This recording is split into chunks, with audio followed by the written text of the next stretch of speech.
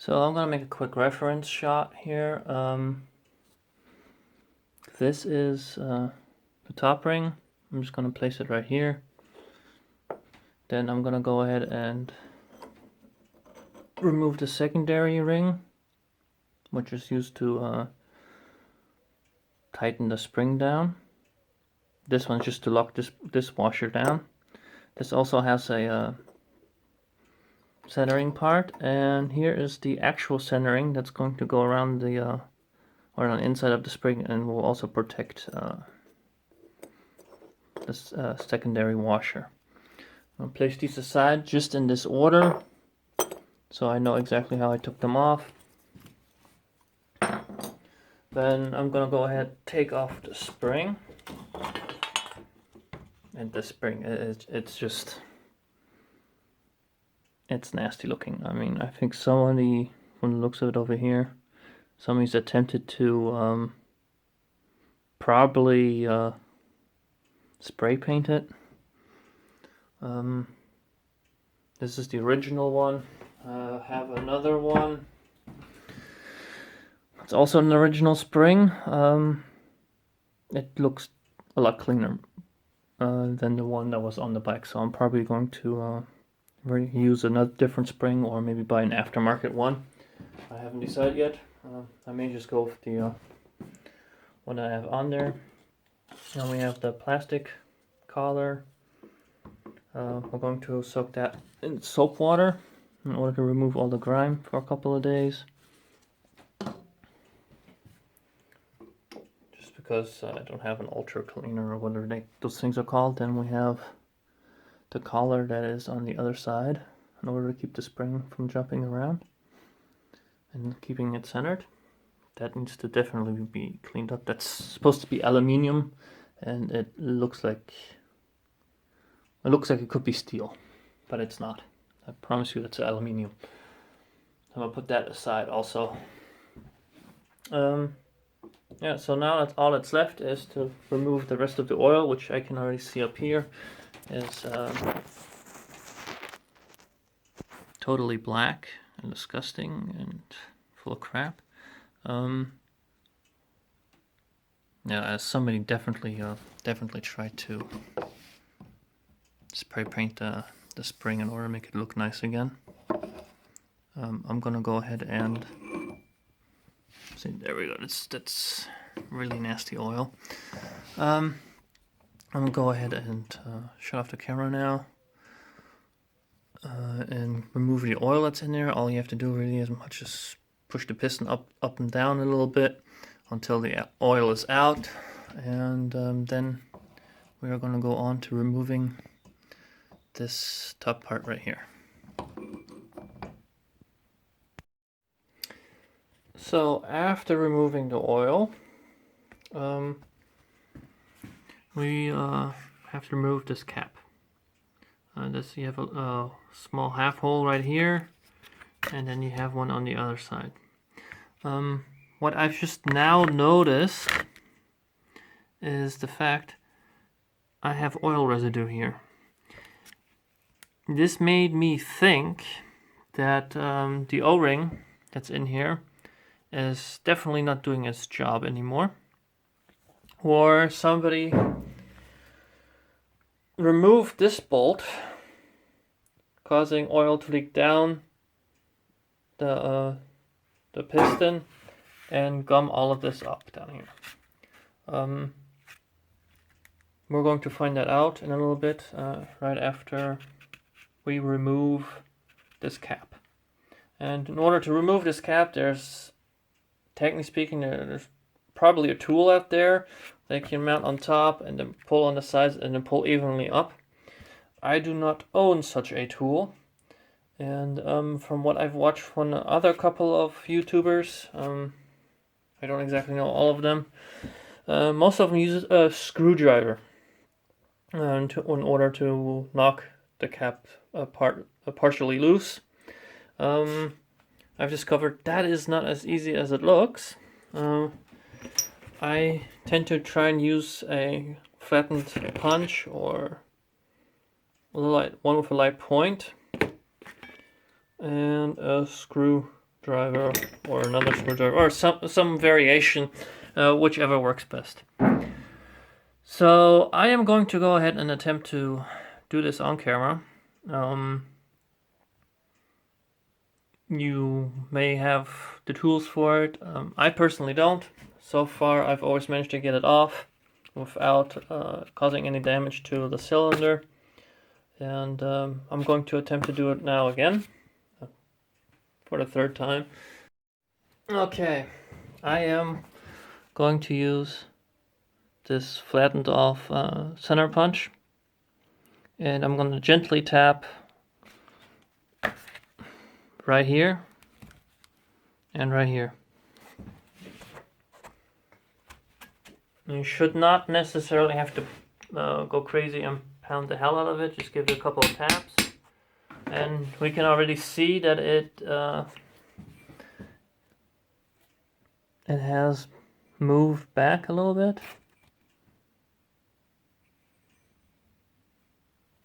Oh, this camera needs to learn how to focus faster. There we go. Well, it's not the best focus, but let's try that one more time on the other side.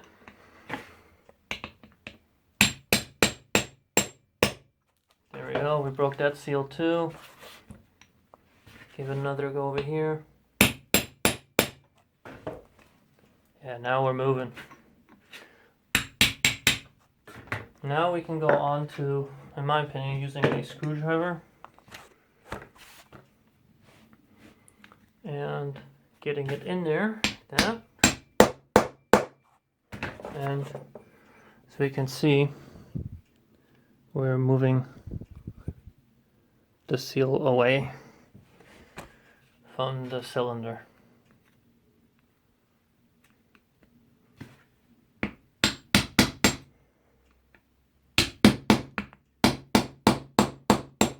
Now you want to try and keep it as even as possible, so you do not bend the top of the cylinder. Plus this makes it a whole lot easier to remove. There we go, it's almost out.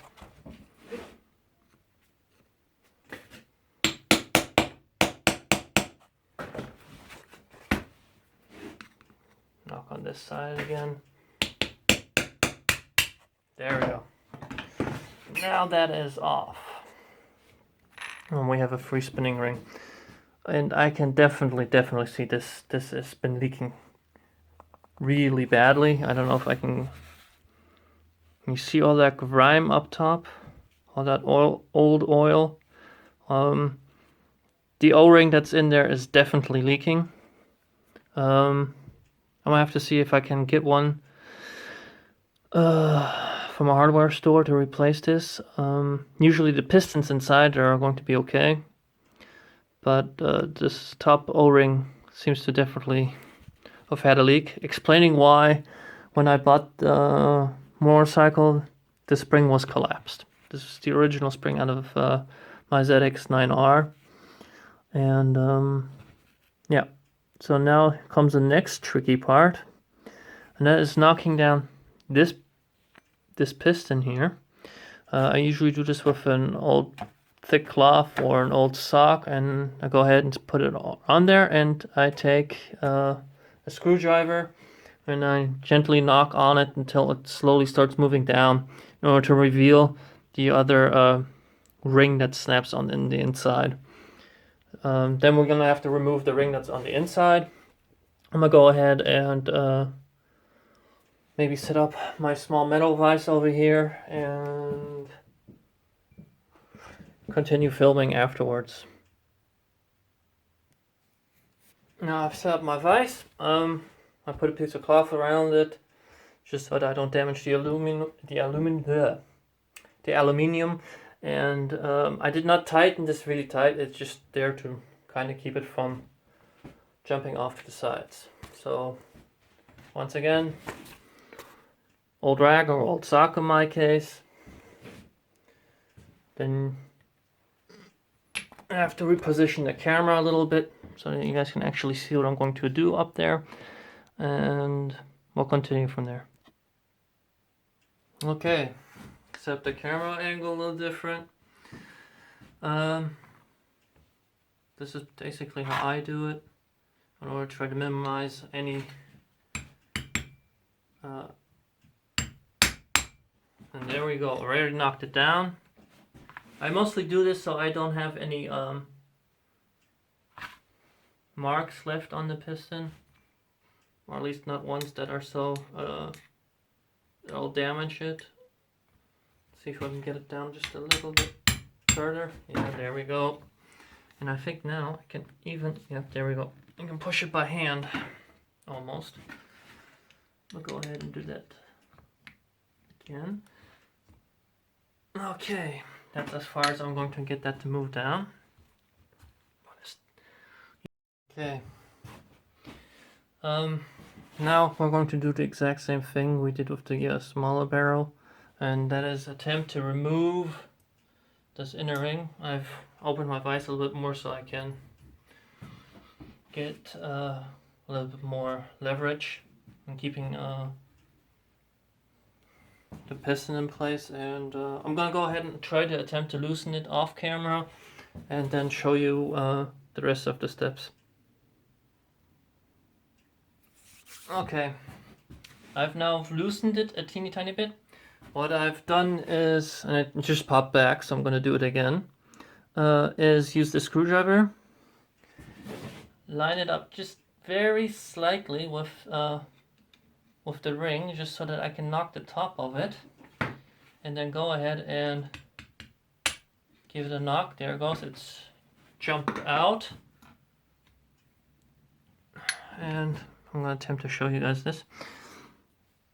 I don't know if you can see that. It's rather difficult to film. There's not a whole lot of room, but as you can see, it has jumped out. And what you're going to do now is literally push this ring out all the way. And I can do this best this way. Push it down all the way in, making sure that both sides, there we go, there's one side, it's all the way up. Making sure that one side or both sides are down. I usually try to do it so that it's inside the piston, it's slanted like this. One part being at the top and one part being at the bottom. And then you can just hook in there with a screwdriver. Just like so. Removing the ring and snap, it's out. And this is the ring holding the whole piston inside. Now all you have to do is yank this apart, which I sometimes hate doing because if there is a certain amount of oil in there, as there is in this case, it tends to leak everywhere. And oh my god, I can tell you the O-ring is definitely gone. That O-ring is so bad that I'm gonna go ahead and shut off the camera, clean it up a little bit, so that you can see how flat it's been worn, and that explains also why the bottom side of the motorcycle, as the fairings, were covered in oil, including the rear tire and the swing arm. Yeah, I'm gonna pause it, clean the piston up, clean this oil up before it gets all over my workbench and covers the rest of my tools. Okay, I've removed the oil, the grime, and you can feel that the O-ring is no good anymore. It is way too low. It has flat spots. I'm guessing the camera won't pick this up, but it should be sitting higher and not at the same height. So this has to be replaced. I'm going to go find out which size this is later on, and I mean, you can remove it and measure it yourself. There are tolerances, you can look them up. There's a whole bunch of websites you can find the tolerances for an O-ring like this. They're nothing special. as soon as I can buy one, this O-ring is going to be removed, and then I'll start filming part 2, which is the rebuild of the rear shock, including filling in oil and all that. And if any of you guys know approximately how much oil actually goes into these, that would be great to know. Up to this point, I've been rebuilding them just as I see fit, depending how much oil goes in, because every single piston and cylinder is a little bit different, depending on what motorcycle you have. And so I estimate it, and I'll show you guys that when we start rebuilding this. And I hope you guys are going to stay tuned in.